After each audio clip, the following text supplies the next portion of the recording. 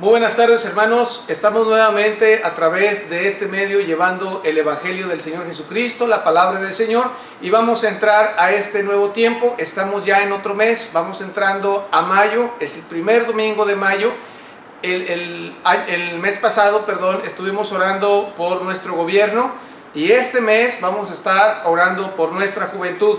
Quiero darles la bienvenida y solamente voy a mencionarles que este mes iniciamos una nueva serie de predicaciones y la serie de predicaciones para este mes se llama Los Inmortales. Y así es que vamos a iniciar, hermanos, este tiempo del día de hoy.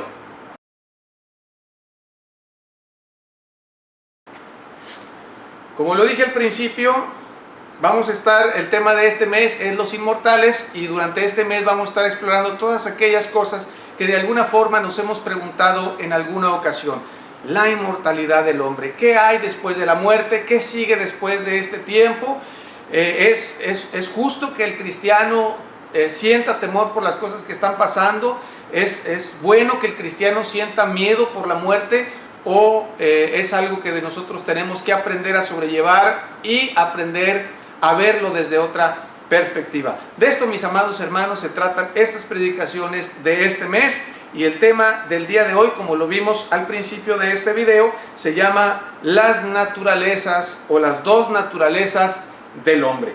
Y nuestro versículo clave para toda esta serie de predicaciones se fundamenta en Filipenses capítulo 1, versículo 21, que dice: porque para mí el vivir es Cristo y el morir es ganancia. Iniciamos con este tiempo. Vamos a hacer una oración y así damos arranque a este precioso mensaje. Padre, en el nombre de Jesús, le damos gracias por la oportunidad que nos da de llegar a través de este medio, Señor, a todas las personas que pueden escuchar, Señor, a todas las personas que están atentas, Señor, a su palabra. Yo le pido, mi Dios eterno, que nos ayude a través de su Espíritu Santo para que estos mensajes no solamente sean una enseñanza para nuestro corazón, sino que a través de este medio su Espíritu Santo y su presencia, Señor, se hagan sentir en donde quiera que mis hermanos estén, Señor. Que su presencia los abrace, mi Dios eterno. Rompa las barreras del espacio y del tiempo, Padre bendito. Y que aún, Señor, nuestra intervención, Señor, sea pequeña, mi Dios, a su intervención espiritual, Padre, a donde quiera que mis hermanos se encuentren. Que su presencia nos abrace, enséñenos, llévenos a una dimensión de entendimiento y de conocimiento de su palabra, Señor, para que el temor no sea un arma, Padre, que nos abrace y nos paralice, sino que al contrario, Señor, podamos ver las cosas que vienen, Señor, como un beneficio para los que lo amamos. En el nombre de Jesús oramos y pedimos su bendición. Amén. Amén. Muy bien, mis hermanos, seguimos con este tiempo. Dijimos que el tema del día de hoy es las dos naturalezas del hombre. Yo no sé si usted alguna vez se ha puesto a pensar, a mí me ha pasado, ¿no? Yo creo que todo mundo hemos llegado a este momento donde nos imaginamos en el día que morimos. Yo me he imaginado en el momento de mi muerte, en el féretro, el ataúd puesto delante y la gente llegando y la gente viendo, algunos llorando, algunos tristes. Y ha sido algo que de alguna manera, no una vez, sino varias veces ha corrido esta imagen por mi mente. Yo no sé si usted se lo ha imaginado, pero esto es algo muy normal en los seres humanos. Nos imaginamos de repente en este momento de nuestra partida. En ocasiones cuando vamos a algún sepelio y vemos a alguien que partió, vemos, cuando es una persona muy amada y muy conocida, vemos a muchas personas llorando, vemos a muchas personas tristes, dolidas por la pérdida de aquel gran ser humano que se ha ido. Y yo no sé si alguna vez usted se ha puesto a pensar en esto. Yo me veo en ese momento, ¿verdad? Y veo a todas las personas. Claro que solo es una ilusión, porque en el momento que nosotros muramos, la persona que faltará a su funeral, pues será usted, porque ya usted no estará ahí. Pero son cosas en las que podemos pensar y podemos meditar, porque al pensar en ello, también como seres humanos podemos visualizar ¿qué tanto afectamos positivamente a la gente que nos rodeó? Es decir, cuando vemos estas cosas en nuestros pensamientos, podemos nosotros llegar a la conclusión, o podemos ver en esa escena si qué gente iría, si realmente les dolería nuestra partida, si nuestra partida marcaría algo en sus vidas o no lo haría. Así es que esto es algo que en lo personal a mí me ha pasado, y creo que de alguna manera todos lo hemos visualizado. Pero más allá de esto, la pregunta del $1.000.000 es: ¿qué hay después de la muerte? Todo lo que está pasando ahorita a través de la pandemia ha venido a traer o a desatar un espíritu de temor en muchas personas. Es cierto, y es verdad, yo mismo lo he dicho en algunas de mis predicaciones, que sí es cierto que vamos caminando a algo indetenible, ¿sí? La tierra tiene una fecha de caducidad, las profecías tienen una fecha de cumplimiento, y queramos o no queramos, se tienen que cumplir, tienen que cumplirse al pie de la letra. Y la tierra tiene una fecha de caducidad, y todo esto, mi amado hermano, un día terminará. Pero la pregunta ¿está bien que el cristiano sienta temor ante los sucesos, las cosas que se dicen que están pasando o que van a pasar, como por ejemplo el orden mundial que está escrito en la Biblia? ¿Es justo que el cristiano sienta temor hacia la muerte? ¿Es justo que el cristiano sienta miedo, el hecho de pensar de que se va a morir o que cosas malas pueden pasarle? Y hoy en esta tarde precisamente vamos a desvelar un poquito este telón, y vamos a aprender a través de la Escritura por qué llegan estos sentimientos a nuestra mente, y cuáles son estas dos naturalezas, y cuál debe ser nuestra postura. Así es que voy a comenzar primeramente con la lectura de la Escritura, ahí en el libro de Génesis capítulo 1, y ahí vamos a ver esta primera parte. Génesis capítulo 1 versículo 3 dice, capítulo 1 versículo 26 dice: entonces dijo Dios, hagamos al hombre a nuestra imagen, conforme a nuestra semejanza.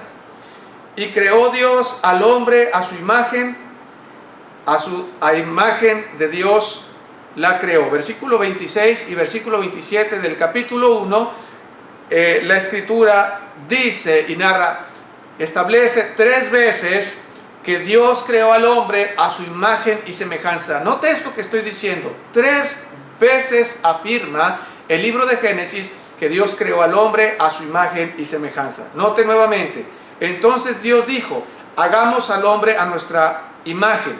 Luego, segundo, conforme a nuestra semejanza. Tercero, y Dios creó al hombre a su imagen, a imagen de Dios lo creó. Este establecimiento que la Escritura dice acerca de la creación del hombre de parte de Dios, tiene que dejarnos a nosotros bien en claro que esta declaración afirma directamente que el hombre fue creado por Dios. El hombre no tiene ninguna otra naturaleza más que esa parte de Dios en nosotros, porque Él nos hizo de esa manera. En el capítulo 2 del mismo libro de Génesis dice la palabra: entonces Jehová Dios formó al hombre del polvo de la tierra y sopló en su nariz aliento de vida, y fue el hombre un ser viviente. De manera personal he escudriñado estos 2 capítulos de Génesis mucho tiempo atrás. Ya tengo mucho tiempo analizando estos 2 capítulos del libro de Génesis, y para algunas personas podría ser contradictoria la Escritura, tanto del 1 como del 2, porque el 1 narra de una manera creacional, es decir, va poniendo punto por punto, día tras día, lo que Dios fue creando, y en el segundo capítulo mueve un poquito el orden de las cosas. Y lo mismo sucede en este versículo que acabamos de leer, que establece la creación del hombre. Vemos que en el capítulo 1 establece que Dios creó al hombre y puso algo a su imagen y semejanza, pero dice ahí que al hombre y la mujer, ¿sí? Al hombre. Cuando habla del hombre y de la mujer.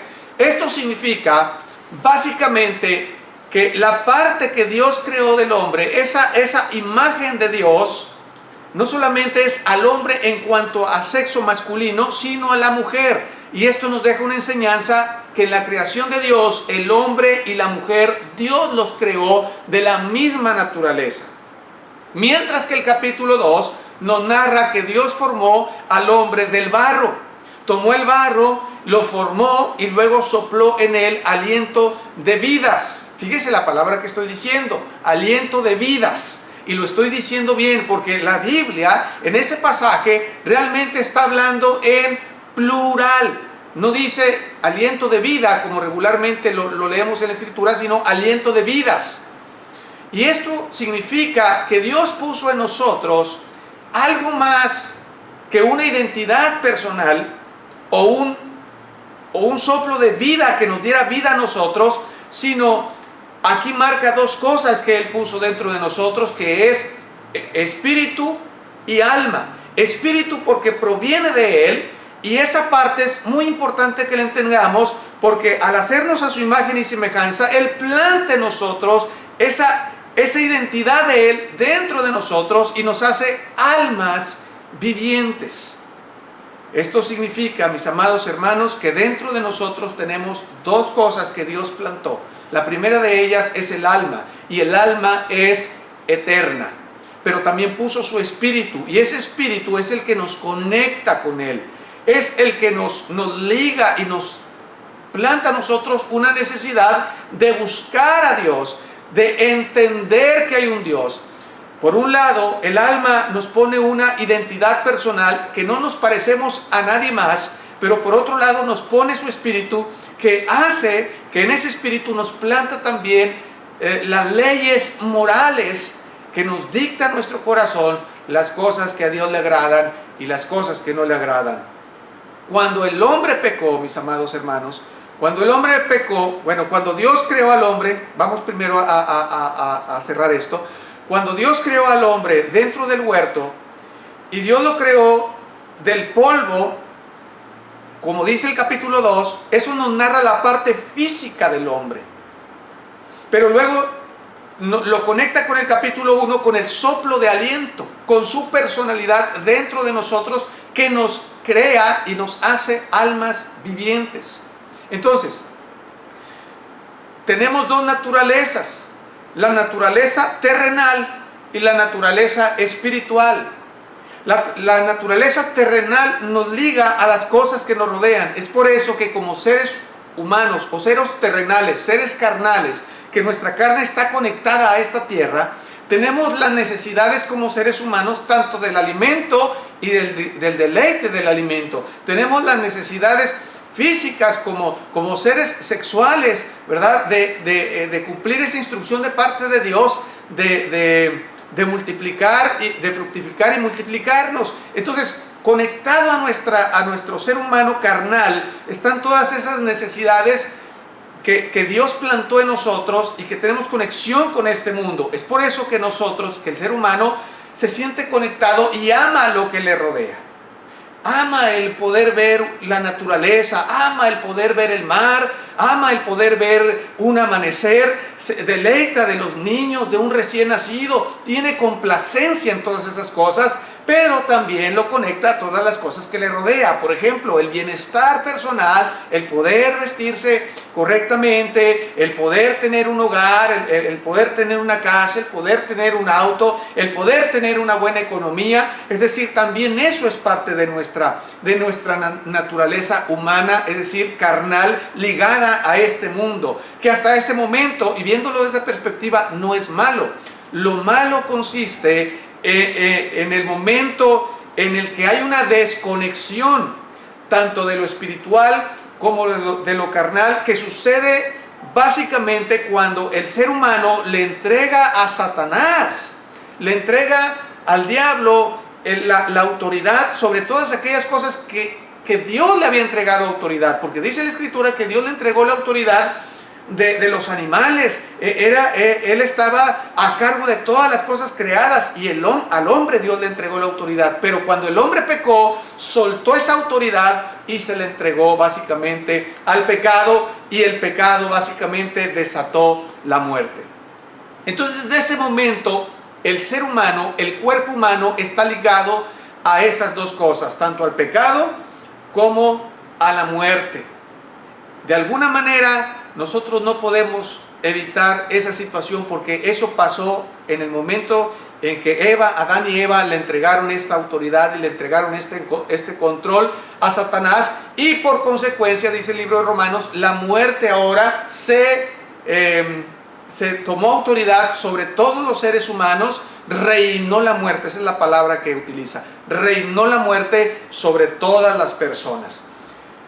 Y ese reinado ahora, cuando el hombre mortal no está conectada al área espiritual que le conecta a Dios, entonces la parte humana lo lleva básicamente a la muerte espiritual también. Entonces, los seres humanos, hermanos, estamos formados de dos cosas. Por un lado, tenemos ese espíritu y esa alma eterna de parte de Dios. Y aquí es donde yo quiero que usted y yo hagamos una pausa y hablemos de esto y pensemos en esto. Los seres humanos, a veces yo he escuchado el término, somos simples mortales. Y hasta cierto grado tienen razón, pero no es del todo verdad. No somos simples mortales. Los seres humanos somos inmortales. Dios tiene algo, o Dios tiene un atributo que nadie más tiene, y es que Él es inmortal y es eterno. Eterno significa que no tiene un principio y que no tiene un fin.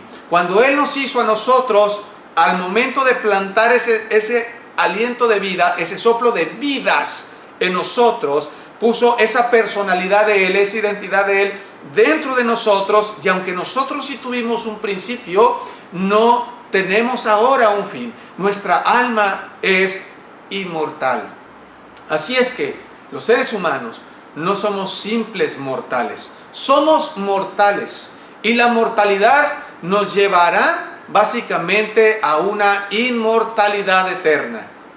Y esto es algo que nosotros tenemos que entender, porque de acuerdo a este entendimiento que nosotros tengamos, va a ser la forma como nosotros veamos y recibamos las noticias que están a nuestro alrededor. De acuerdo a la madurez que nosotros tengamos como cristianos de estos entendimientos, son las respuestas y reacciones que vamos a tener. Si el cristiano es un cristiano inmaduro, que ama las cosas de este mundo, que está ligado a este mundo, que yo no digo que no disfrute el alimento, que no disfrute, que no tenga sueños, que no tenga metas como persona, sino que lo ama tanto, que se denota una carnalidad, es decir, una ligadura tan grande a este mundo, que tiene temor, tiene miedo y no quiere brincar al siguiente nivel, que es imposible no brincarlos, todos vamos a morir. Entonces, es una persona que no ha llegado a la madurez y no ha llegado al entendimiento de quién es Dios. Dios no nos creó, hermanos, para que hiciéramos lo que nos diera nuestra gana. Dios nos creó con un propósito, y el propósito de Dios fue que nosotros tuviéramos una relación interpersonal con Él. Relación que se vio rota en el momento en que el hombre le entrega a Satanás la autoridad y la vida. En ese momento se ve rota aquella relación de Dios con el hombre, pero Dios, en su amor y en su misericordia, siempre ha buscado la manera de volver a ligar. Y esta palabra ligar es básicamente la que se utiliza para religión. Religión significa ligadura, algo que nos liga con Dios. Es por eso que nosotros no podemos decir que tenemos una religión, porque el que nos liga con Dios es el Señor Jesucristo. El Señor Jesucristo es aquel que hace posible nuestra relación con el Padre. Pero volviendo al punto que hablábamos, Dios siempre buscó, por ejemplo, a través de Moisés, Él buscó nuevamente volver a entablar esa relación con el hombre, y no lo tuvo.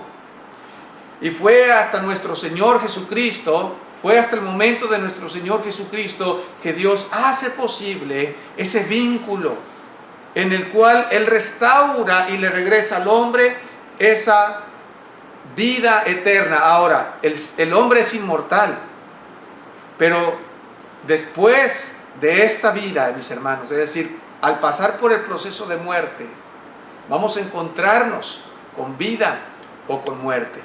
Y nuestro Señor Jesucristo a eso vino. Vino nuevamente a unir nuestra persona interior, nuestro espíritu, nuestra alma, con Dios. De tal manera que este cuerpo mortal, sobre el cual de alguna manera Satanás ha obrado y ha llamado la atención para que haga las cosas y le dé vuelo a los placeres, de los deleites de este mundo, ahora Dios, a través de nuestro Señor Jesucristo, nos ha librado de esta esclavitud que teníamos en cuanto al pecado y en cuanto a la carne. Es por eso que los seres humanos, mis hermanos, se ven muy atraídos al pecado, porque es algo deleitoso carnalmente hablando, porque es algo deleitable. Pero cuando el hombre se olvida de Dios, que no tiene esa área espiritual, va a seguir los placeres del mundo, va a seguir los placeres carnales, y los placeres carnales, al igual que quien lo gobierna, llevarán directamente a la muerte. Entonces podemos ver básicamente en estos dos versículos de estos dos capítulos de Génesis, cómo nos habla, mis hermanos, de estas dos naturalezas que el hombre tiene. Dentro de nosotros sabemos que hay algo, hay una necesidad dentro de nuestro ser que busca a Dios, que sabemos que Dios existe, que sabemos que tenemos que buscarle, hay un hambre por Él. Pero Él ha plantado entonces este espíritu de vidas. El hombre creado es un alma viviente, un alma que vive, un alma eterna. Dios plantó en nosotros las leyes morales para que vivamos conforme a ellas y busquemos en todo momento hacer la voluntad de nuestro Padre. Estas leyes, mis hermanos, poco a poco, ¿por qué digo yo que la tierra tiene una fecha de caducidad? Porque generación a generación, estas leyes morales que Dios plantó en el corazón del hombre se han ido diluyendo, de tal manera que solamente estas generaciones han quedado en la carnalidad. Se han manejado únicamente por los pensamientos carnales, por los pensamientos humanos y 100% mundanales. Entonces estas generaciones poco a poco van perdiendo esa esencia de moralidad. En este tiempo, precisamente en este año, las Naciones Unidas sacaron un edicto, más bien un reporte, un informe que ellos sacan anualmente. Y en este año han determinado y han establecido para la libertad religiosa, mis hermanos, que los cristianos somos una amenaza para los derechos humanos.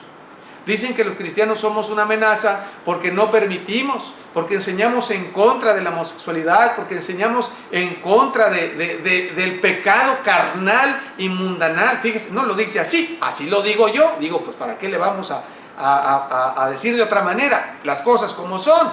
¿Sí? Y nos dicen que somos una amenaza para los derechos humanos, que porque aborrecemos a los homosexuales, porque predicamos en contra de ellos. Que dice la palabra de Dios que los hombres, queriéndose hacer sabios, se hicieron necios. Esta gente que ocupa estos lugares y estas posiciones piensan que son más sabios y que son más inteligentes que Dios, y piensan que pueden señalar a los ministros que ni siquiera conocen.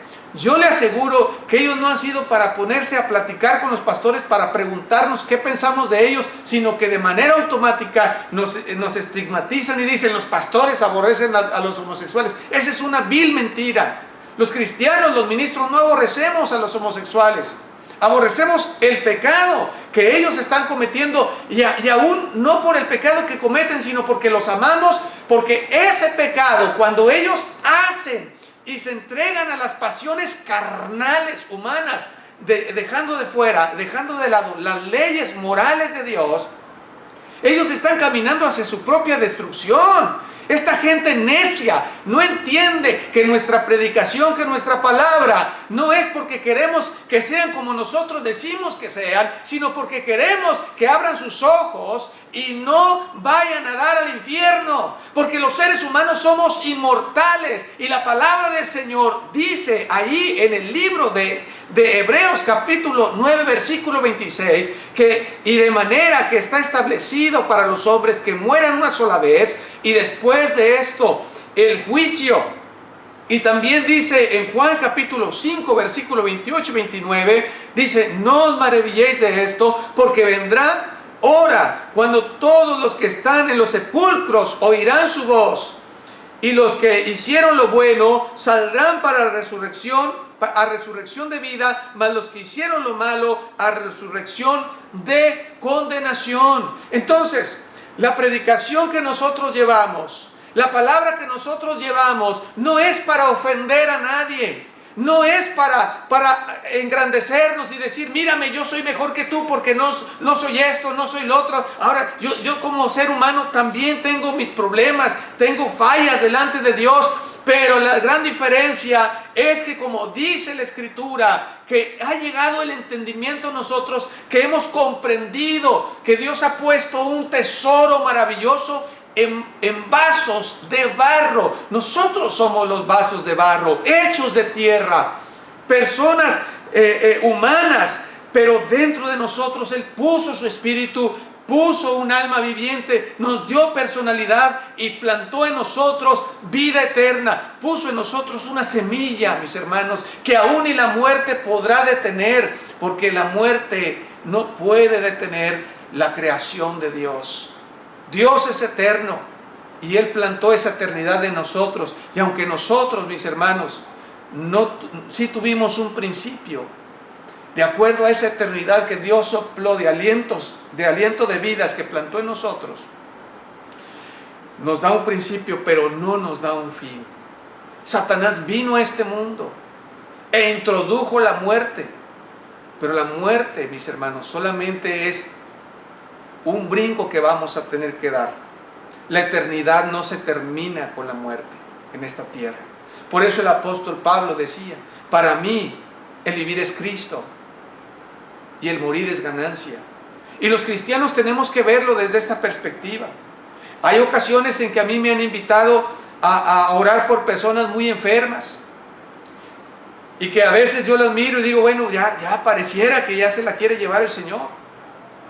Y te da temor a veces hablar del tema de la muerte con la persona, o decirle: hermano, mire, pues si Dios lo llama, porque a veces no sabes si la persona es suficientemente madura para decir: sí, para mí el vivir es Cristo, fue Cristo, y el morir es ganancia. O es una persona inmadura que aún dice: es que no me quiero morir, no me quiero ir de este mundo, es que ¿qué voy a hacer? Hermanos, lo mejor está allá arriba.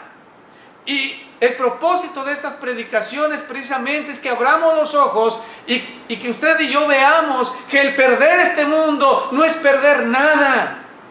Perder a Cristo es perderlo todo, pero tener a Cristo es tenerlo todo. Dice la palabra ahí donde leíamos que el hombre fue hecho un alma viviente, pero de Cristo dice que Él fue un espíritu vivificante. Y esta es la gran diferencia. El ser humano vive para siempre, pero Cristo puede inyectar vida eterna al ser humano.